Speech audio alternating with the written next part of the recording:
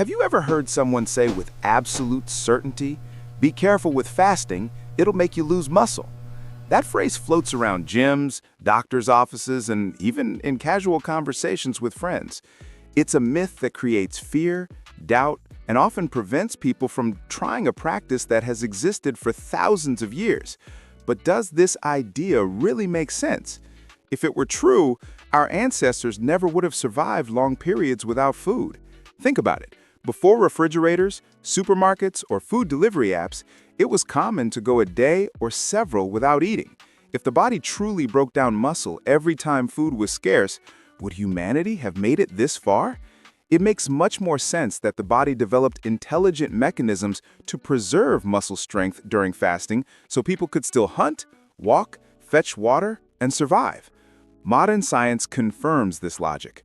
Fasting does not cause significant muscle loss. In fact, it actually protects your lean muscle and relies primarily on stored glucose and body fat for energy. Research even shows that in some cases, people who fasted experienced improvements in physical performance, such as increased leg power. That alone destroys the idea that fasting automatically makes you weaker. And it doesn't stop there. When people say fasting burns muscle, we need to understand where the confusion comes from. A big part of it is related to how lean mass is measured in tests. Tools like bioelectrical impedance scales or even DEXA scans can't always distinguish between water loss and actual muscle loss. Since muscle is made up of about 76% water, if you fast and lose fluids, the numbers on the test may go down. But when you hydrate and eat again, those numbers bounce back. It wasn't muscle disappearing, it was just water. This myth is also tied to another common belief that eating protein constantly is the only way to maintain muscle. Sure, protein is essential, but not in the exaggerated way many people think. The body is far more efficient than we give it credit for. It recycles amino acids, preserves tissues, and knows how to conserve energy when necessary. That's why, before blindly believing popular sayings, it's crucial to look at real science. Studies from the World Health Organization, Harvard Medical School, and specialized fasting clinics have demonstrated that protein loss during fasting is minimal, around 6 to 8 grams per day, about the weight of 2 sugar packets. To replace that, you only need 30 to 40 grams of dietary protein daily, a target easily reached even with simple meals. In other words, fasting doesn't melt away your muscles. It activates preservation mechanisms, helps your body use energy more efficiently, and may even be a powerful strategy for longevity. But now I want to ask you, have you ever avoided fasting because you were afraid of losing muscle? To really understand where the idea that fasting destroys muscle comes from, we need to separate two things that people often confuse: eating and building muscle. When you eat, your body receives energy in the form of calories. Some of that energy is used right away, and the extra is stored. It can be stored in two ways: as glycogen, basically stored sugar kept in the liver and muscles, or as fat. When you fast, meaning you go for a period of time without food, your body doesn't suddenly rush to break down your muscles. Instead, it simply does the reverse. It pulls energy back out of glycogen and fat stores to keep everything running. So why do some people believe fasting eats away at muscle? The confusion usually comes from not fully understanding how the body prioritizes its reserves. Your body isn't stupid. It knows that muscles are functional tissue, essential for survival. Muscles let you run, lift, defend yourself, and gather food. It would make no sense for the body to destroy the very thing that keeps you alive. That's why it works hard to preserve lean mass and only uses it in extreme cases of prolonged starvation, far beyond the typical intermittent fasts most people practice. Another important point: the body can actually recycle amino acids. When proteins are broken down, the building blocks that make them up, amino acids, can be reused in other processes. This makes the net loss of protein during fasting even smaller than most people think.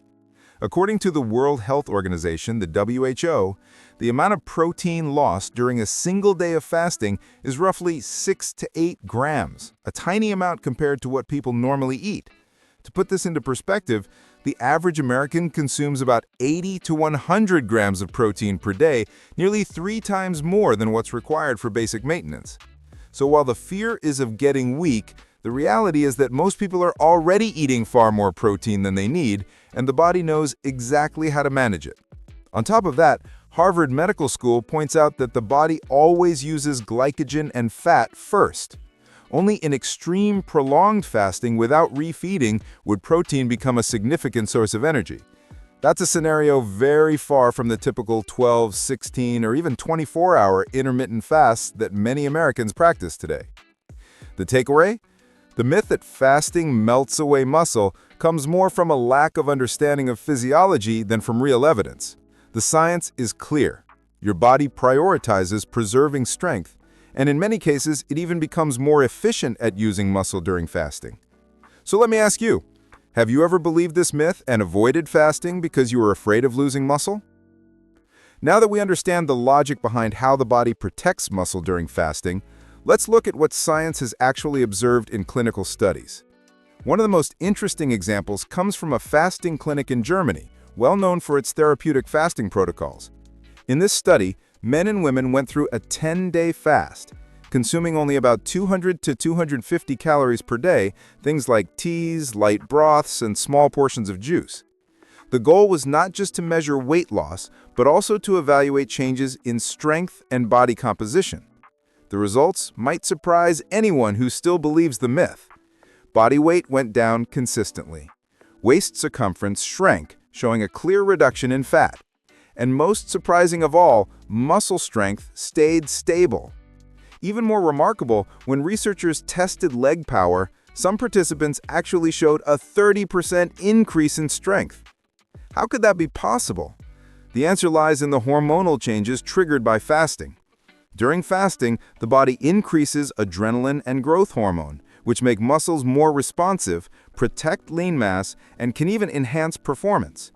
It's almost like the body shifts into survival mode, giving you a boost to ensure you can keep moving, hunting, or working if food is scarce. Another big source of confusion comes from how lean mass is measured. Tests like bioelectrical impedance, BIA, and even DEXA scans, often considered the gold standard, have their limitations. Both assume that water levels in the body stay constant, but muscles are about 76% water. When you fast, you naturally lose some water. These tests interpret that water loss as lean tissue loss, when in reality, it's just temporary dehydration. As soon as you rehydrate and eat normally, the numbers bounce back. This explains why so many people panic when they see reports showing a drop in lean mass during fasting. But in practice, what really matters isn't just body composition on paper, it's muscle function. And on that front, the evidence is clear. There's no significant loss of strength even during longer fasts than what most people typically do. These findings prove that the fear of losing muscle during a 12, 16, or even 24-hour intermittent fast simply doesn't hold up. The body is much smarter than we give it credit for. It prioritizes strength while pulling energy from stored fat and glycogen. So here's a question for you. Knowing that even in 10-day fasts, people maintain their strength, would you be willing to try a longer fast yourself? Now let's talk about a topic that often creates even more confusion: protein. It's undeniable that protein is critical for building and maintaining muscle, but there's a very common misconception pushed heavily in gyms and supplement ads: the idea that the more protein you eat, the more muscle you'll gain. In reality, it doesn't work that way. Science shows that your body needs the right amount of protein, not too little, but not too much either. According to Harvard Medical School, the average daily recommendation is about 0.8 to 1.0 grams of protein per kilogram of body weight. For someone who weighs 155 pounds, around 70 kilos, that's roughly 56 to 70 grams of protein per day, enough to maintain essential functions and preserve muscle. Now compare that with reality. The average American eats 80 to 100 grams of protein daily, already well above the requirement. And on top of that, the supplement industry continues to push protein shakes, bars, and powders, promising dramatic results. What most people don't realize is that excess protein doesn't automatically turn into muscle.